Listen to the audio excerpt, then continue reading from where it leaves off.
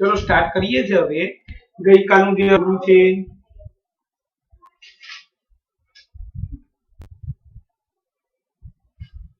એકાદ મિનિટ રાહ જોઈ લઈએ પડીએ છે આપણે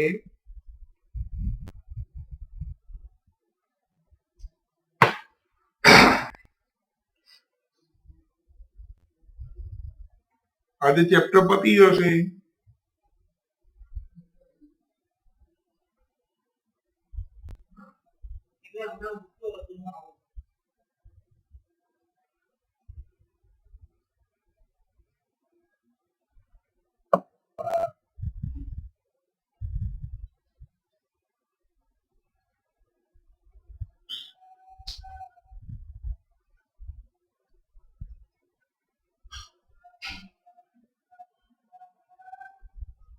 चलो अब स्टार्ट कर दी यूक्लिडनी पूर्वधारणा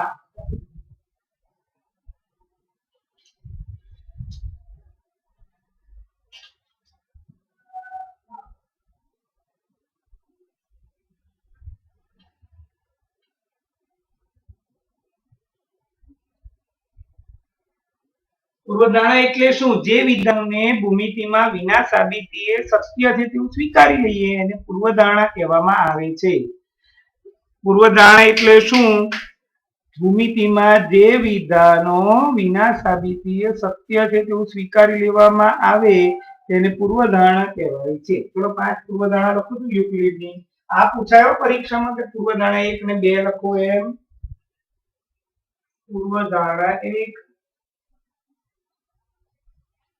एक बिंदु मांथी आ स्वीकारी लेवानुं छे साचुं छे એટલે પૂર્વધારણા આપ્યું एक बिंदु मांथी बीजा बिंदु में थईने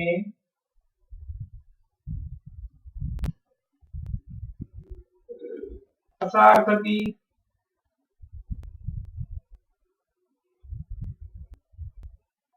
एक सीधी रेखा દોરી શકાય અથવા બે ભિન્ન બિંદુઓમાંથી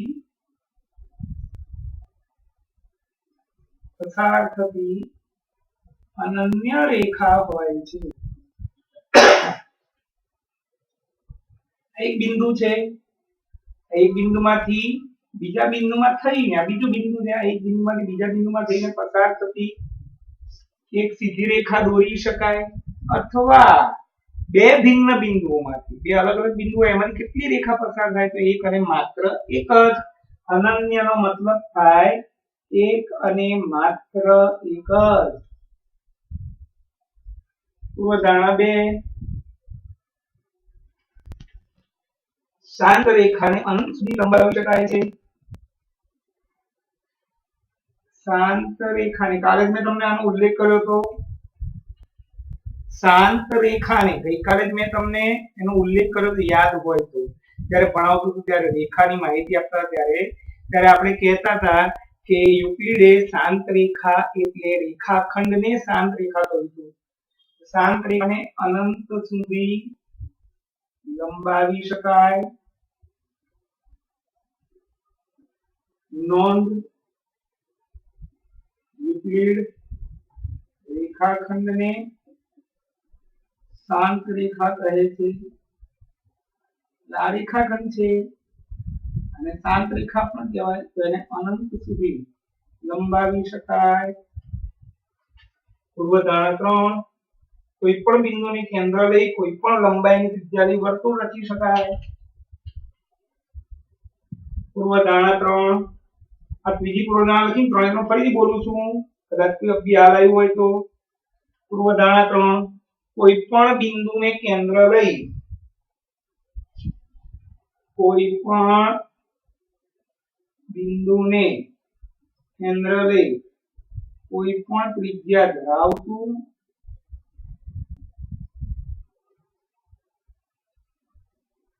વર્તુળ દોરી શકાય ચલો 3 એકવાર ફરી સમજાવું છું પહેલું એક બિંદુમાંથી બીજા બિંદુમાં થઈને પસાર થતી એક સીધી રેખા દોરી શકાય આ એક બિંદુ એ છે બીજું બિંદુ બી છે આ એ માંથી પસાર થઈને બી માં જાય એવી એક સીધી રેખા દોરો એની બીજી ભાષામાં આવી રીતે લખી શકાય કે બે ભિન્ન બિંદુઓમાંથી એક અને માત્ર એક જ રેખા પસાર થાય બીજું શાંત રેખાને અનંત સુધી લંબાવી શકાય. શાંત રેખા એટલે યુક્લિડની ભાષામાં એને રેખાખંડ, યુક્લિડની ભાષામાં શાંત રેખાને આપણી આધુનિક ભૂમિતિમાં રેખાખંડ કહીએ. એટલે આપણો આ રેખાખંડ AB હોય તો આને શાંત રેખા કહેવાય. એ શાંત રેખાને અનંત સુધી લંબાવી શકાય. અને ત્રીજું, કોઈ પણ બિંદુને કેન્દ્ર તરીકે લઈ કોઈ પણ ત્રિજ્યા ધરાવતું વર્તુળ દોરી શકાય છે. હવે વિજ્ઞાન શું ને એમાં દળ અને વજન વાળો પાઠ છે. એમાં કેવેન્ડિશ નામના વૈજ્ઞાનિકે પૃથ્વીની ત્રિજ્યા માપેલી છે. એટલે કેન્દ્ર કોઈ પણ લઈ ગમે તેટલી મોટી કે ગમે તેટલી નાની ત્રિજ્યા લઈને વર્તુળ દોરી શકાય છે. પૂર્વધારણા 4.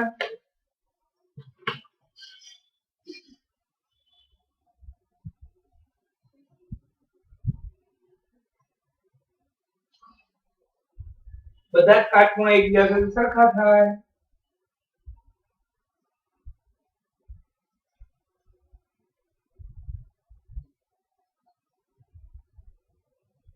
એટલે કે જે પણ કાટખૂણાઓ હોય એ બધા જ કાટખૂણા એકબીજા સાથે સરખા થાય. એટલે કે દાખલા તરીકે દિવાલનો એક ખૂણો 90 અંશનો હોય, બીજો ખૂણો 90 અંશનો હોય, ત્રીજો ખૂણો 90 અંશનો હોય, ચોથો ખૂણો 90 અંશનો હોય, બધાના માપ સરખા છે. આથી બધા જ ખૂણા કાટખૂણા છે અને બધા જ કાટખૂણા સરખા થાય. પૂર્વધારણા 5.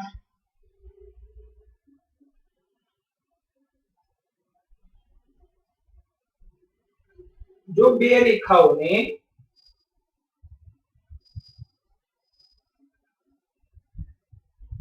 કોઈ ત્રીજી રેખા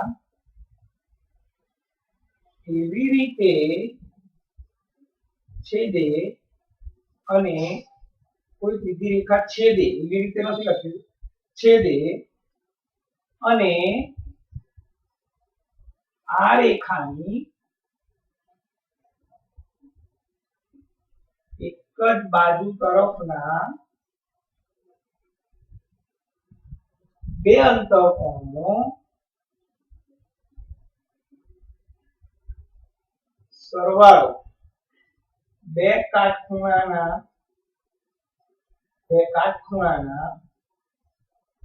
સરવાળા કરતા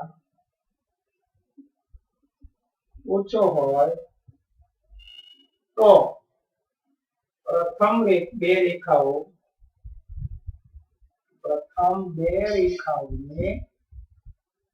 આ ખૂણાઓ તરફ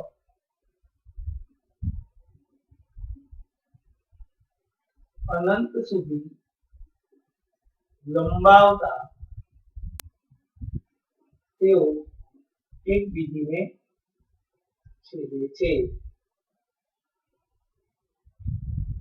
ચલો આ સમજાવી દઉં શું કહેવા માંગે છે આપણને.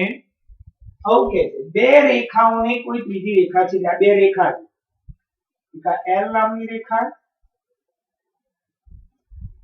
અને એક આ M નામની રેખા, અને કોઈ ત્રીજી રેખા છેદે છે. આ ત્રીજી રેખા N નામની છેદી છે. તો આ રેખાની એટલે કે આ M ની એક બાજુ તરફના કોઈ એક બાજુ તરફના, દાખલા તરીકે મેં આ બાજુ તરફના લીધા, તો આ જે C બને ને, C એને અંતઃકોણ કહેવાય. આ ખૂણો અને આ ખૂણો આ અંતઃકોણ કહેવાય. તો કોઈ એક બાજુ તરફના અંતઃકોણના માપનો સરવાળો, આ બંનેનો સરવાળો બે કાટખૂણાના સરવાળા કરતા ઓછો થાય. બે કાટખૂણાનો સરવાળો એટલે 90 + 90 180 કરતા ઓછો થાય. તો આ બે રેખાઓને જો લંબાઈએ આપણે એ ખૂણાઓ તરફ લંબાઈએ આપણે આમ, તો એ બે રેખાઓ છેદે છે. શું લખ્યું? બે રેખાઓને કોઈ ત્રીજી રેખા એવી રીતે છેદે કે આ રેખાની કોઈ એક તરફના બંને અંતઃકોણનો સરવાળો બે કાટખૂણાના સરવાળા કરતા ઓછો થાય. એટલે કે આ બંને અંતઃકોણનો સરવાળો 180 કરતા ઓછો થાય. તો આ બે રેખાને ખૂણા તરફ લંબાઈએ, એ દિશામાં આગળ વધારીએ તો બંને રેખા એકબીજાને છેદે છે. એનો મતલબ એમ થયો મિત્રો કે જો હું આવી આકૃતિ દોરું, આ L અને આ M અને એક ત્રીજી રેખા દોરી M, જો આ ખૂણો અને આ ખૂણો આ બંનેનો સરવાળો 180 જેટલો થાય તો આ બંને રેખા ક્યાંય છેદવાની નથી, એટલે કે આ બંને રેખા એકબીજીને સમાંતર છે તેમ કહેવાય. આપણે અત્યારે આ નથી ભણવાનું, આપણે આ પૂર્વધારણા ભણવાનું. એટલે ફરી એકવાર સમજાઈ દઉં છું, ફરી એકવાર બોલું છું. બંને આખી પૂર્વધારણા 5 જો બે રેખાઓની કોઈ ત્રીજી રેખા છેદે, આ બે રેખા છે L અને M, L અને M, અહીંયા ખૂણો 1 અને ખૂણો 2 એવું નામ આપી દઉં. તો અહીંયા લખું કે અહીં રેખા L અને M ને કોઈ ત્રીજી રેખા N છેદે છે, કે જેથી N ની રેખા N ની એક તરફના બે અંતઃકોણ, અને અંતઃકોણ કહેવાય C બને Z બને ને યુગ્મ કોણ કહેવાય. એ છઠ્ઠા ચેપ્ટરમાં આવશે જ. આપણે છતાં બી આ તો તમે નાના ધોરણમાં ભણ્યા એટલે અત્યારે ખાલી આ અંતઃકોણની માહિતી આપો. C ની અંદર જે બને આ અંતઃકોણ જ કહેવાય. પણ આપણે એવા બે ખૂણા પસંદ કરવાના છે, કે એવા અંતઃકોણનો પસંદ કરવાના છે જેનો સરવાળો બે કાટખૂણાના સરવાળા કરતા ઓછો હોય, એટલે કે 180 કરતા ઓછો હોય. આ બે અંતઃકોણ જ થાય 3 અને 4, પણ આ 3 ને 4 નો સરવાળો કરીને તો 180 કરતા વધી જાય, એટલે આની લંબાઈ એટલી નહીં છે ક્યાંય, પણ આ બે નો સરવાળો 180 કરતા ઓછો થાય એટલે આને લંબાઈ તો છેદશે. બે અંતઃકોણનો અંતઃકોણ કયા છે? ખૂણો 1 તથા ખૂણા 2 નો સરવાળો 180 અંશ કરતા ઓછો, તો રેખા L અને M ને ખૂણા 1 તથા ખૂણા 2 તરફ લંબાવતા એકબીજીને છેદે છે. અહીં ખૂણો 1 વત્તા ખૂણો 2 નાનો છે 90 વત્તા 90, એટલે કે 180 કરતા નાનો છે, ત્યારે આ બે રેખા એકબીજીને છેદે છે. ચલો મિત્રો, 5 એ 5 પૂર્વધારણા ફરી એકવાર બોલી દઉં છું. પહેલી પૂર્વધારણા, પહેલા તો પૂર્વધારણા એટલે શું ખબર પડી ગઈ ને? જ્યારે ભૂમિતિમાં કેટલાક વિધાનોને વિના સાબિતીએ સનાતન સત્ય જેવું સ્વીકારી લેવામાં આવે એને પૂર્વધારણા કહેવાય. પહેલી પૂર્વધારણા ભણીએ આપણે. પૂર્વધારણા 1 સમજાવું છું ફરીથી. એક બિંદુમાંથી બીજા બિંદુમાં થઈને પસાર થતી એક સીધી રેખા દોરી શકાય. એક બિંદુમાંથી બીજા બિંદુમાં થઈને પસાર થતી એક સીધી રેખા દોરી શકાય, અથવા બે ભિન્ન બિંદુમાંથી એક અને માત્ર એક જ સીધી રેખા પસાર થાય. ચલો, પૂર્વધારણા 2 શાંત રેખા એટલે કે રેખાખંડ. યુક્લિડ શાંત રેખા શબ્દ વાપર્યો હતો. આધુનિક ભૂમિતિમાં રેખાખંડ શબ્દ વાપર્યો. શાંત રેખાને બંને બાજુ અનંત સુધી લંબાવી શકાય છે. પૂર્વધારણા 3 કોઈ પણ બિંદુને કેન્દ્ર તરીકે લઈ કોઈ પણ ત્રિજ્યા વાળું વર્તુળ રચી શકાય છે. ગમે તેટલી મોટી ત્રિજ્યાનો, ગમે તેટલી નાની ત્રિજ્યાનો. વિજ્ઞાનમાં કેવેન્ડિશ નામના વૈજ્ઞાનિકે પૃથ્વીની ત્રિજ્યા માપેલી છે. આપણે જ્યારે વિજ્ઞાનનો દળ વજન વાળો પાઠ ભણીશું એમાં આવશે ગુરુત્વાકર્ષણ વાળા પાઠમાં. પૂર્વધારણા 4 બધા જ કાટખૂણા સરખા હોય, એટલે બધા કાટખૂણાનો માપી અંશ હોય. પૂર્વધારણા 5 જો બે રેખાઓને કોઈ ત્રીજી રેખા, જો બે રેખાઓને કોઈ ત્રીજી રેખા એવી રીતે છેદે કે આ રેખાની કોઈ એક તરફના બંને અંતઃકોણનો સરવાળો બે કાટખૂણાના સરવાળા કરતા, એટલે કે 180 કરતા ઓછો થાય, તો એ બંને રેખાને એ ખૂણાઓ તરફ આગળ લંબાવવામાં આવે, બંને રેખા એકબીજીને છેદી જાય છે. ખબર પડી ગઈ હશે મિત્રો? જોઈ લો, ફોટો પાડી લો, પછી આગળ જઈએ ફટાફટ.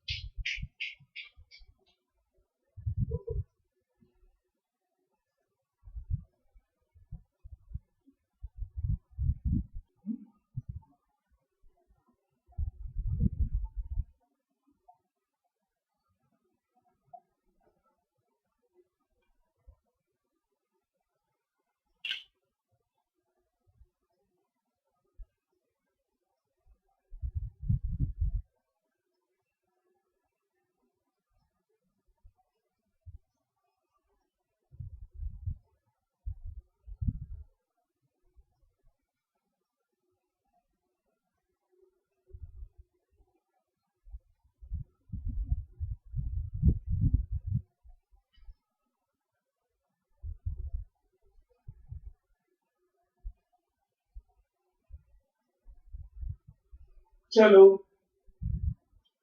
નવો ટોપિક આપણે વ્યાખ્યાઓ ભણ્યા હતા ગઈકાલે, પછી સ્વયં સિદ્ધ સત્ય ભણ્યા હતા અને આજે પૂર્વધારણાઓ ભણી. એક નોંધ લખી નાખું છું.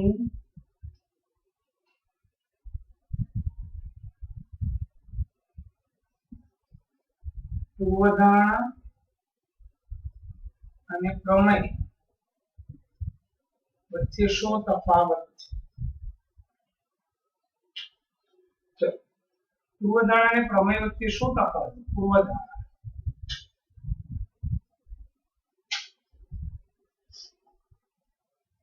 પૂર્વધારણા ભૂમિતિમાં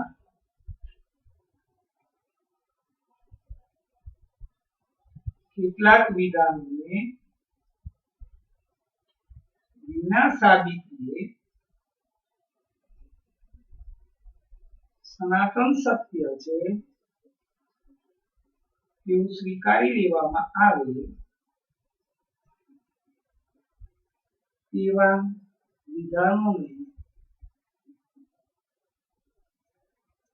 પૂર્વધારણા કહે છે. પૂર્વધારણાને કોઈ અંગ હોતા નથી, એટલે આપણે કશું જ કરવાનું નથી, જે વિધાન છે માની લેવાનું, ખાલી સાંભળી લેવાનું, સમજી લેવાનું. હવે વાત કરીએ છીએ પ્રમેયની. ભૂમિતિમાં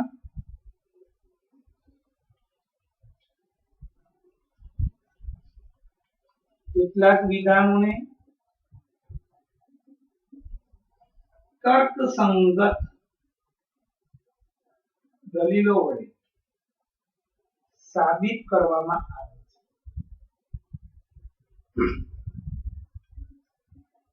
તેને પ્રમેય કહે છે. ભૂમિતિમાં કેટલાક વિધાનો એવા છે કે જેને આપણે તર્કસંગત દલીલો વડે સાબિત કરીશું. નવમા ધોરણમાં તમારે પ્રમેયો આવશે, એની સાબિતી પણ આવશે, પણ બધાની ના હોય, જે હોય એ જ કરવાની હોય. એ લોકો લખીને આપશે કે આ પ્રમેય સાબિતી વાળો, આપણે સાબિત કરવો પડે, તેને પ્રમેય કહે છે. પ્રમેયને 3 અંગો હોય છે: પક્ષ, સાધ્ય, સાબિતી. પ્રમેયને 3. અત્યારે આપણે ડિટેલમાં નથી કશું કરવાનું, આ તો ક્યાંક શબ્દ આવે એટલે તમને મેં આ લખીને આપી દીધું. સાબિતીના 2 પ્રકાર છે: પ્રત્યક્ષ સાબિતી,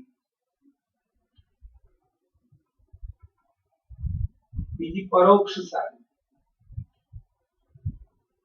પરોક્ષ સાબિતીના પાછા 2 પ્રકાર છે: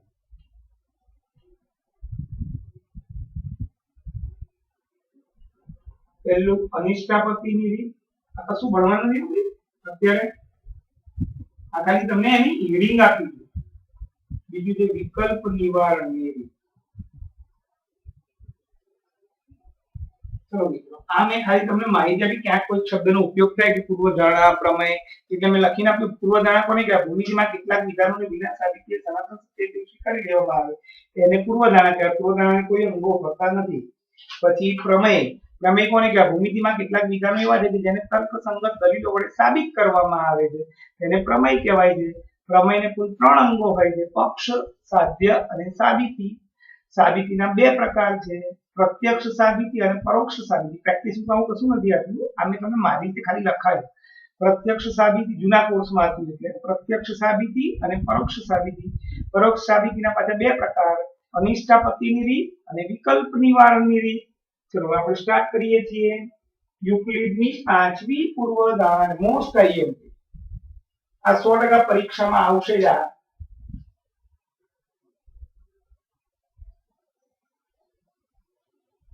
યુક્લિડની 5મી પૂર્વધારણાને 100% પરીક્ષામાં હશે જ. સમકક્ષ વિધાનો.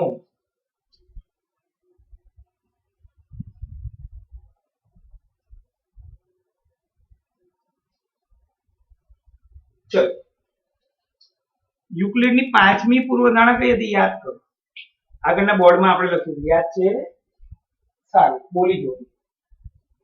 જો કોઈ બે ભિન્ન રેખાઓને કોઈ ત્રીજી રેખા છેદે જેનાથી એ રેખાની કોઈ એક તરફના બંને અંતઃકોણનો સરવાળો બે કાટખૂણાના સરવાળા કરતા ઓછો હોય તો એ બંને રેખાઓને એ અંતઃકોણ તરફ લંબાવવામાં આવે તો એ બંને રેખાઓ છેદે છે. આ વિધાન યુક્લિડે આપ્યું હતું. પણ યુક્લિડ પછી બી ઘણા બધા ગણિતશાસ્ત્રીઓ થઈ ગયા. એ લોકોએ આ જ વિધાનને સમાનાર્થી વિધાનો બીજા આપ્યા. એને સમકક્ષ વિધાન. સમકક્ષ વિધાન એટલે એના જેવો જ અર્થ કાઢતા નવા વિધાન, પણ ઈઝી ભાષામાં સમજણ પડે એવું એક વિધાન છે પ્લેફેરનું વિધાન. 100% પરીક્ષામાં આવશે. પ્લેફેરનું વિધાન લખો. દરેક રેખા L અને એની પર ન હોય તેવા પ્રત્યેક બિંદુ P માટે એક અનન્ય રેખા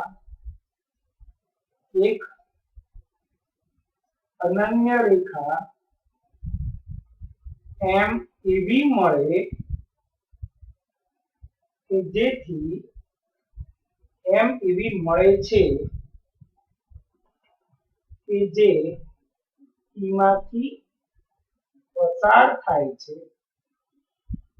અને રેખા L ને સમાંતર છે.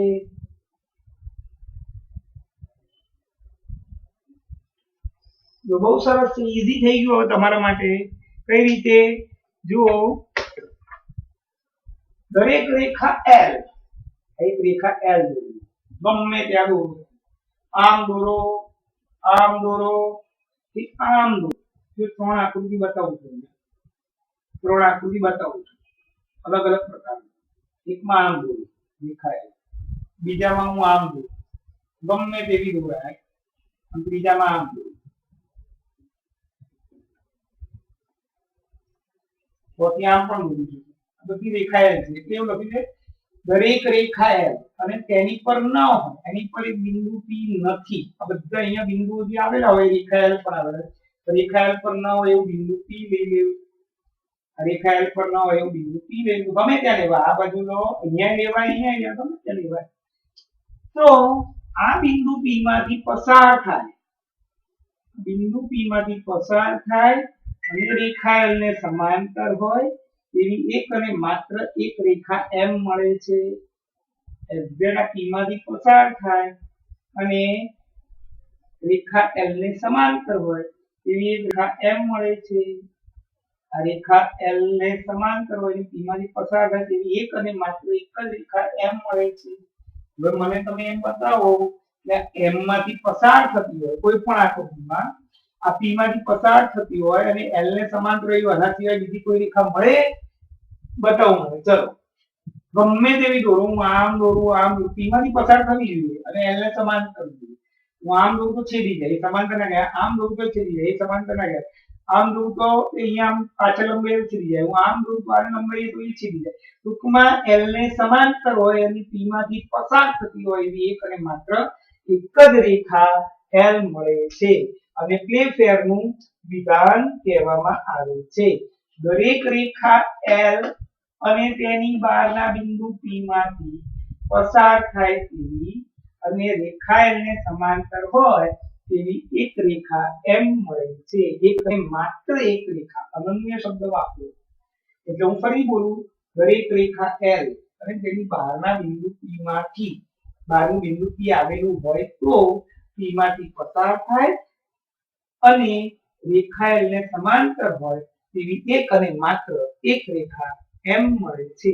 મિત્રો મોસ્ટ અહીંયા 1001% પરીક્ષામાં આવશે. ફોટો પાડી લો, પછી આગળ લઈએ.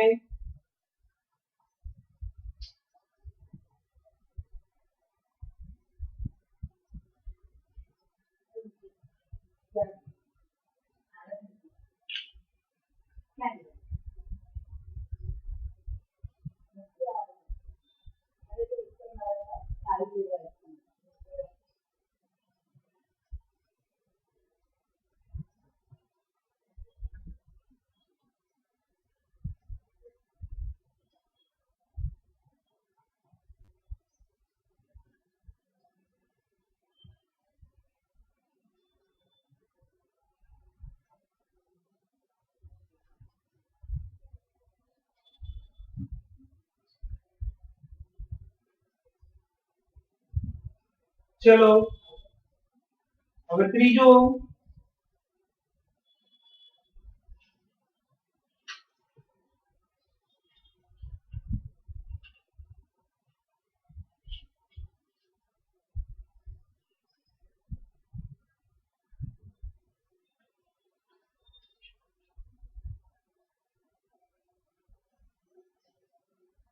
હવે યુક્લિડ ની ભૂમિતિનો પરિચય પતી ગયો અને હવે છેલ્લો ટોપિક અયુક્લિડ ભૂમિતિ.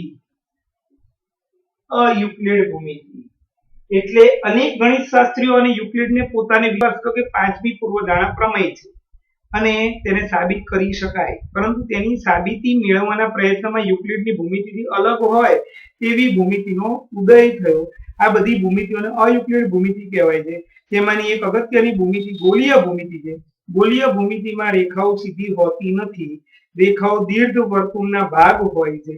ગોળીય ભૂમિતિમાં ત્રિકોણના ત્રણ ખૂણાનો સરવાળો પણ 180 થતો નથી, 180 થી વધારે થાય છે. યુક્લિડીય ભૂમિતિ માત્ર એક જ સમતલમાં બનતી આકૃતિઓ માટે જ માન્ય છે. વક્ર સપાટીમાં તે નિષ્ફળ જાય છે.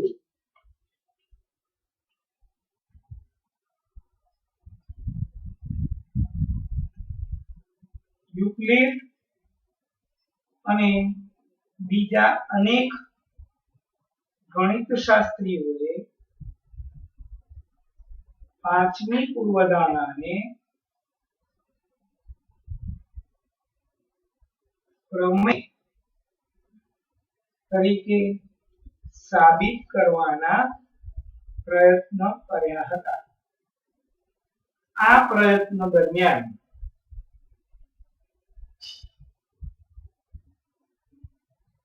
નવી ભૂમિતિ નો જન્મ થયો, જેને અયુક્લિડ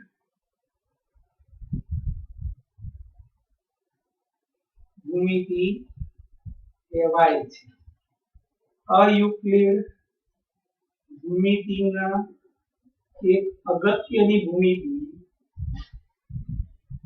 ગોળીય ભૂમિતિ છે. ગોળીય ભૂમિતિમાં રેખાઓ સીધી હોતી નથી. ગોળીય ભૂમિતિમાં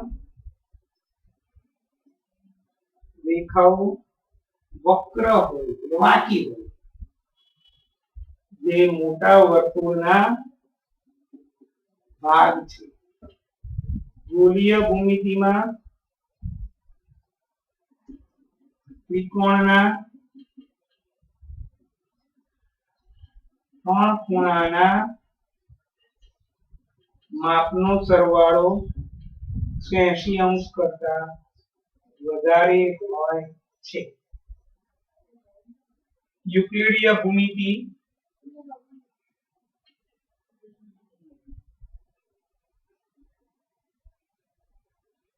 એક જ સમતલની આકૃતિઓ માટે માન્ય છે. વક્ર સપાટીમાં યુક્લિડીય ભૂમિતિ નિષ્ફળ જાય છે. મિત્રો, પ્રેક્ટિસ વર્કનું જેટલું હતું એ બધું મેં તમને સમજાવી દીધું. ફરી એકવાર બોલી દઉં, અયુક્લિડ ભૂમિતિ. યુક્લિડ અને બીજા અનેક ગણિત શાસ્ત્રીઓએ પાંચમી પૂર્વધારણા, જે પાંચમી પૂર્વધારણા હતી યુક્લિડની, આપણે લખી હતી કે બે રેખાઓને કોઈ ત્રીજી રેખા છેદે કે જેથી એ રેખાની કોઈ એક તરફના બંને અંતઃકોણનો સરવાળો બે કાટખૂણાના સરવાળા કરતા ઓછો હોય અને બંને રેખાને ખૂણા તરફ લંબાવવામાં આવે, બંને રેખા છેદે, એ પાંચમી પૂર્વધારણા. અથવા પ્લેફેરનું વિધાન. આપેલ રેખાની બહારના બિંદુમાંથી, આપેલ રેખા L છે, એની બહારનું બિંદુ P છે, એમાંથી પસાર થાય અને રેખા L ને સમાંતર હોય તેવી એક અને માત્ર એક રેખા M મળે છે. આ વિધાનો, જે પાંચમી પૂર્વધારણાને સમકક્ષ વિધાન હતા, એ વિધાનોને પ્રમેયમાં કન્વર્ટ કરવાના હતા. આ પૂર્વધારણા હતી. એ પૂર્વધારણા એટલે સ્વીકારવી જરૂર કે હા આવું જ હોય, પણ એ સાબિત કરવું હતું યુક્લિડ અને તેના બીજા મિત્રોને, એટલે કે એને પ્રમેયમાં કન્વર્ટ કરવું હતું. એટલે આ પાંચમી પૂર્વધારણાને યુક્લિડ અને તેના બીજા ગણિતશાસ્ત્રી મિત્રોએ પ્રમેયમાં ફેરવવા માટે ઘણા પ્રયત્ન કર્યા. એ પ્રયત્ન કરતા હતા એ વખતે યુક્લિડે જે ભૂમિતિની રચના કરી, જે વ્યાખ્યાઓ આપી હતી, જે પૂર્વધારણાઓ આપી હતી, જે પ્રમેયો, જે સ્વયંસિદ્ધ સત્ય આપ્યા હતા, એ બધા સિવાય પણ કંઈક નવી ભૂમિતિઓનું સર્જન થયું. એ ભૂમિતિને અયુક્લિડ ભૂમિતિ કહેવામાં આવે છે. અયુક્લિડ ભૂમિતિમાં ઘણી બધી ભૂમિતિઓ આવે છે. એમાંની એક ભૂમિતિ છે ગોલીય ભૂમિતિ. એ ગોલીય ભૂમિતિમાં રેખા સીધી હોતી નથી, રેખા માકી ચૂકી હોય, વક્ર હોય, વક્ર ઉપર નીચે આમ આમ. એ રેખાઓ કોઈ ગોળાકાર વર્તુળના ભાગ છે એવું કહેવાય. અને આમ સામાન્ય રીતે યુક્લિડની ભૂમિતિમાં ત્રિકોણ હોય, ત્રિકોણનો ઘન સરવાળો 180 થાય, પણ યુક્લિડીય જે ગોલીય ભૂમિતિ છે, ગોલીય ભૂમિતિમાં ત્રિકોણના ત્રણ ખૂણાનો સરવાળો 180 ના રહે, એના કરતા વધી જાય છે. એટલે ગોલીય ભૂમિતિમાં ત્રિકોણના ત્રણ ખૂણાનો માપનો 180 કરતા વધારે હોય છે. યુક્લિડીય ભૂમિતિ એક જ સમતલની, આજે હું એવું ને બોર્ડ પર આમનું ત્રિકોણ, એક જ લંબચોરસ, ચોરસ, એક જ સમતલની આકૃતિ માટે સાચી છે. વક્ર સપાટીઓ માટે, એટલે કે ગોળીય માટે, ગોળાકાર સપાટીઓ માટે યુક્લિડની ભૂમિતિ સત્ય નથી. ચલો મિત્રો, હવે હું બીજા 4-5 પોઈન્ટ લખું જે પ્રેક્ટિસ બુકમાં નથી પણ ચોપડીમાં જે સવાલ જવાબમાં પૂછાય છે. એટલે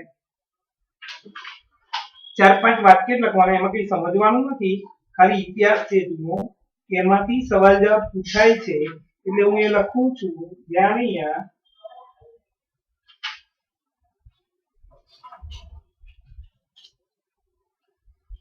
વધારાના મુદ્દા, વધારાની નોંધ. ચલો પહેલું,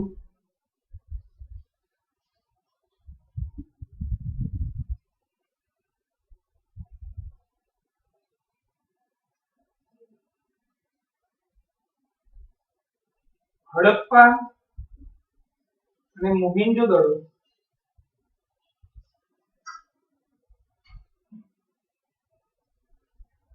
ના ખોદકામ વખતે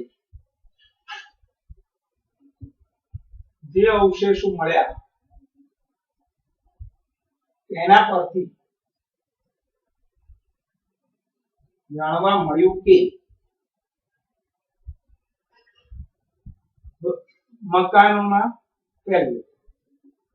મકાનોના બાંધકામમાં ઉપયોગમાં લેવાતી ઈંટો ભઠ્ઠામાં પકવવામાં આવતી હતી.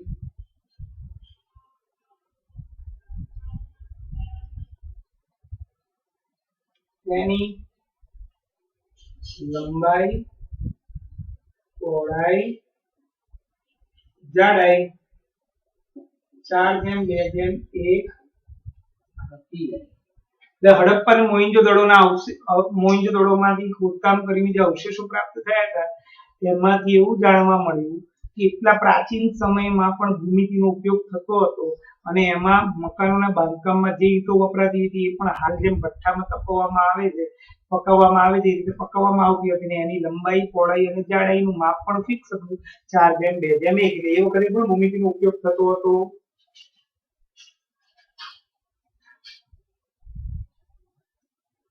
સુલભા સૂત્રમાં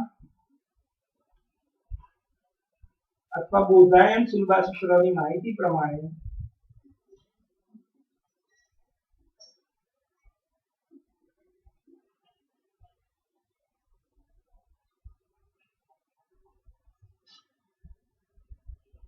વૈદિક કાળમાં ગૃહસ્થ કર્મકાંડ માટે, આ બધું પૂછાય છે સવાલ જવાબમાં.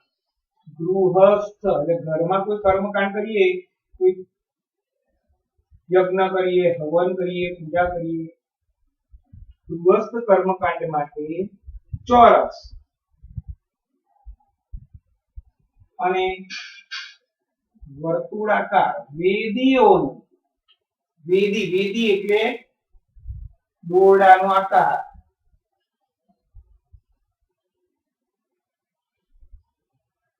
ગૃહસ્થ કર્મકાંડ માટે વર્તુળ અથવા ચોરસ વેદી, વેદી એટલે પાકા દોરડા હોય એને એ લોકો વેદી કહેતા હતા, એ વેદીઓનો ઉપયોગ થતો હતો જાહેર પૂજા સ્થળ માટે,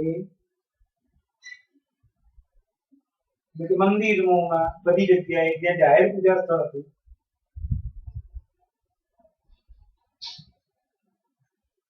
લંબચોરસ, ત્રિકોણ અને સમલંબ સંયોજનથી બનતા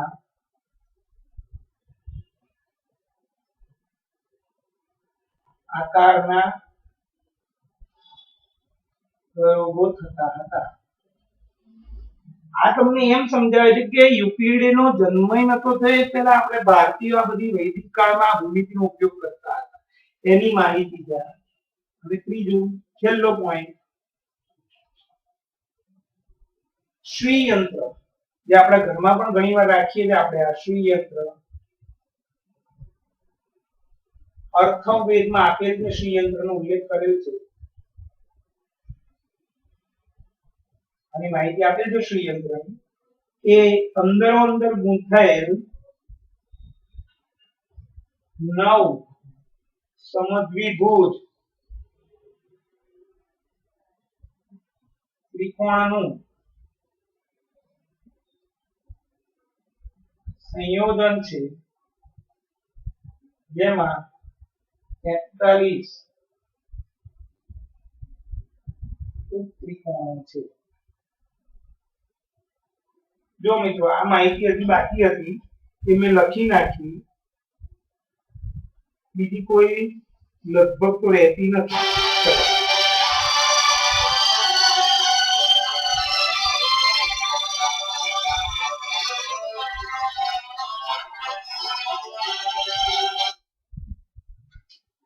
આ ત્રણ માહિતી પણ જે પ્રેક્ટિસ બુકમાં હતી નહીં એ મેં લખી નાખી, એકવાર જોઈ લઈએ.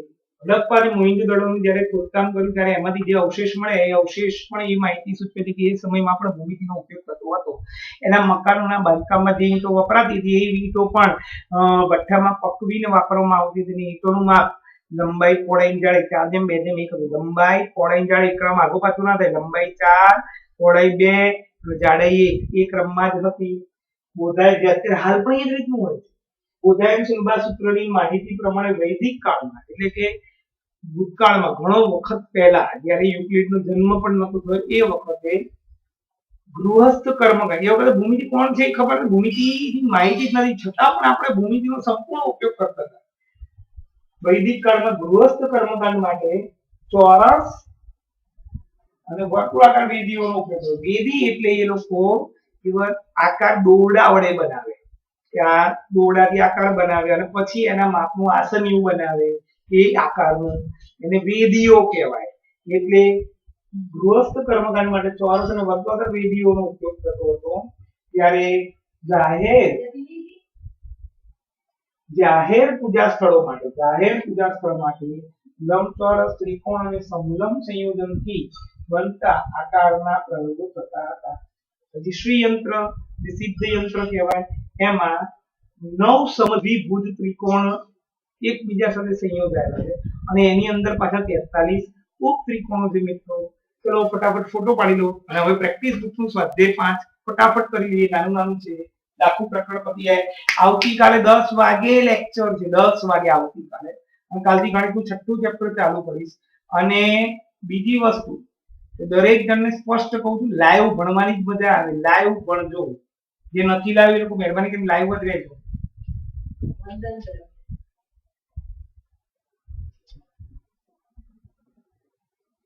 ચલો ફટાફટ હવે સ્વાધ્યાય. નાનું છે બધું, 10 મિનિટનું ટાઈમ છે.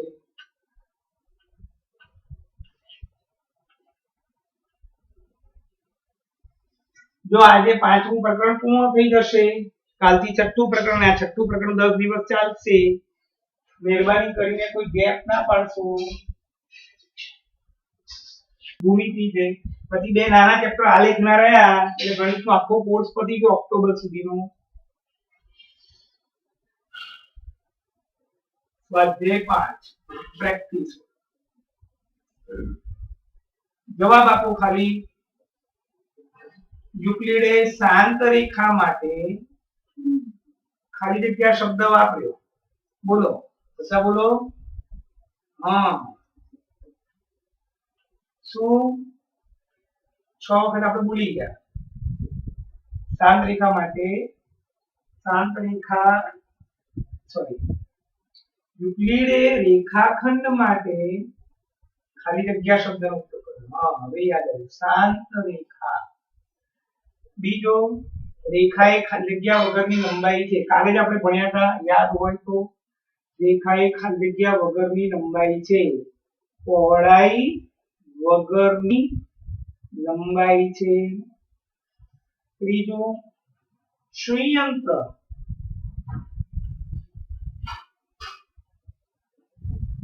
એ 9 ખાલી જગ્યા ત્રિકોણોનું સંયોજન છે. હમણાં જ મેં કીધું સમદ્વિભુજ ત્રિકોણનું સંયોજન છે. ચોથું સિંધુ ખીણની સંસ્કૃતિમાં વપરાતી ઈંટોમાં લંબાઈ પહોળાઈ અને જાડાઈ નો ગુણોત્તર ખાલી જગ્યા છે. હમણાં તમને કીધું મેં 4 જેમ લંબાઈ પહેલા પછી પહોળાઈ 2 અને તમને કન્ફ્યુઝ કરવા માટે આ લોકો શું કરે ખબર છે જાડાઈ વચ્ચે મૂકી દો તો તમારે એક વચ્ચે લખવું પડે. ઘણા ગોકી જાય 4 જેમ 2 જેમ આવડી ખોટી વસ્તુ. લંબાઈ શબ્દ પહેલો 4 પહેલો પહોળાઈ 2 અને જાડાઈ 1 છે. તમને એમ કે પહોળાઈ લંબાઈ જાડાઈ તો 2 જેમ 4 જેમ 1 કરવાના. પાંચમો જે વિધાન સાબિત કરવામાં આવે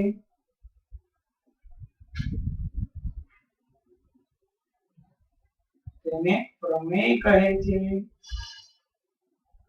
છઠ્ઠો પ્રાચીન ભારતમાં ભૌમિતિક રચના માટેનો મહત્વનો ગ્રંથ ખાલી જગ્યા છે. પ્રાચીન ભારતમાં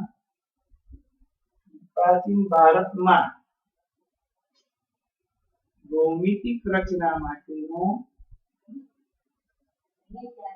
મહત્વનો ગ્રંથ ખાલી જગ્યા છે. યાદ આવ્યું ને? બોધાયન સુલભા સૂત્ર પણ લખી શકાય, સુલભા સૂત્ર પણ લખાય.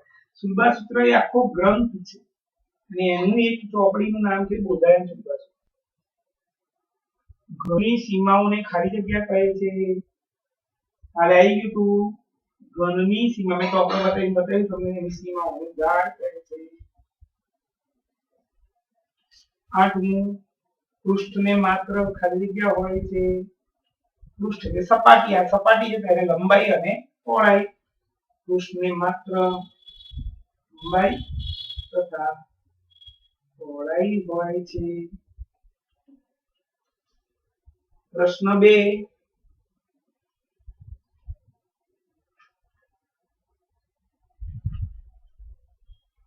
થેલ્સ ખાલી જગ્યા દેશનો વતની હતો. ગ્રીસ દેશનો તો ગ્રીક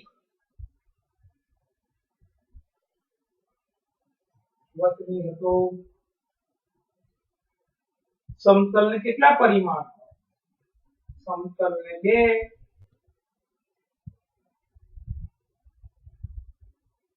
લંબાઈ અને પહોળાઈ.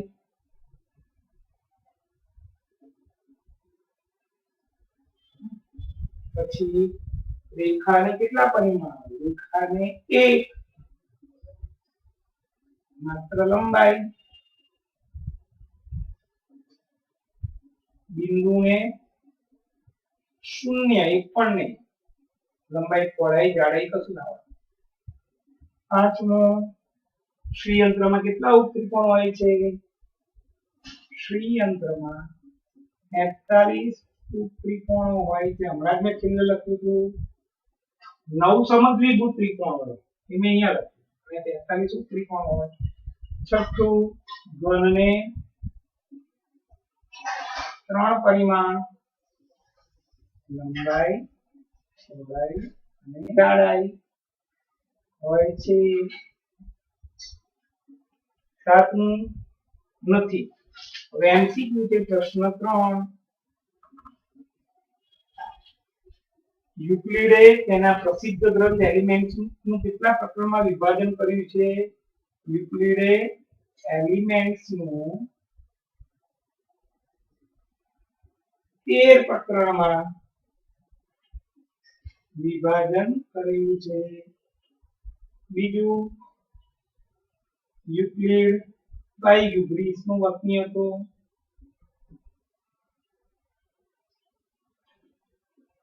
ત્રીજું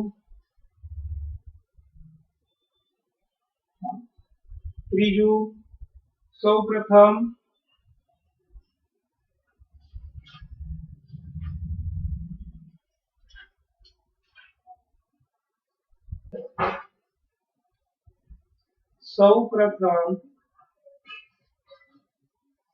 જ્ઞાત સાબિતી એટલે કે સાબિતી આપવાની શરૂઆત કોણે કરી હતી? થેલ્સે. ચોથું, પ્રાચીન ભારતમાં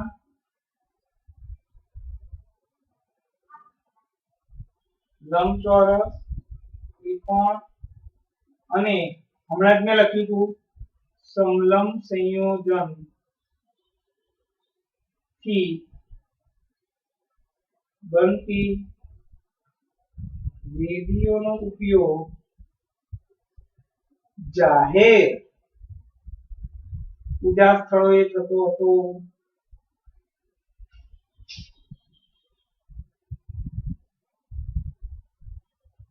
જલ્દી ફોટો પાડી લો, હજી 2-3 મિનિટ થશે.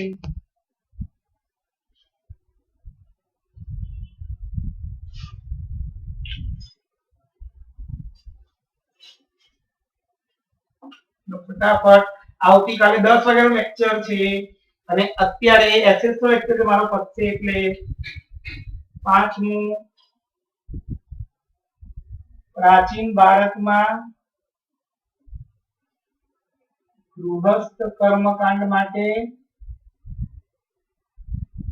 ચોરસ અને વર્તુળાકાર વેદીનો ઉપયોગ થતો હતો. છઠ્ઠું, આપેલ બે ભિન્ન બિંદુઓમાંથી એક અને માત્ર એક એટલે અનન્ય રેખા પસાર થાય. સાતમું, પૃષ્ઠની ધાર રેખાઓ હોય છે.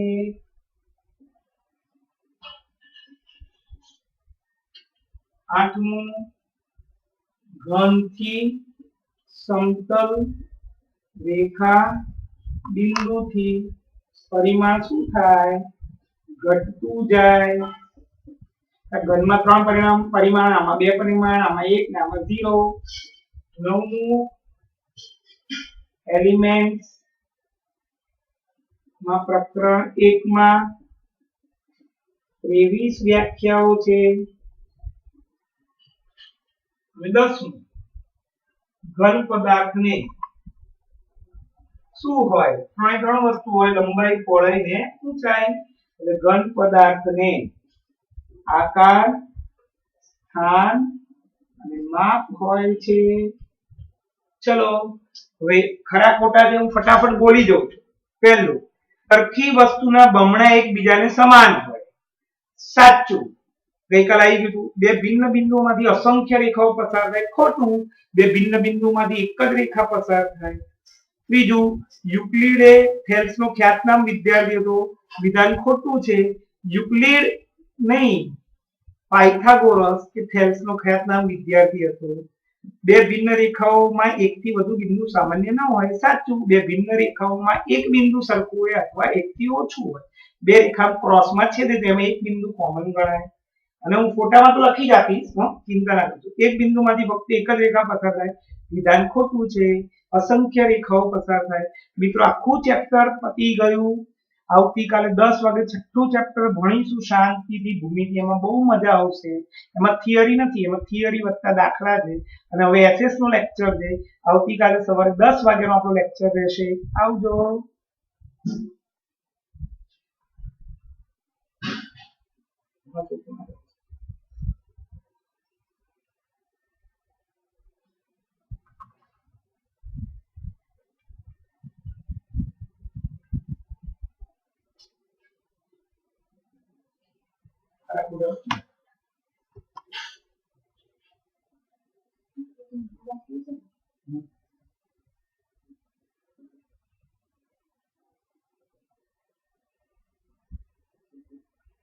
બે મિનિટ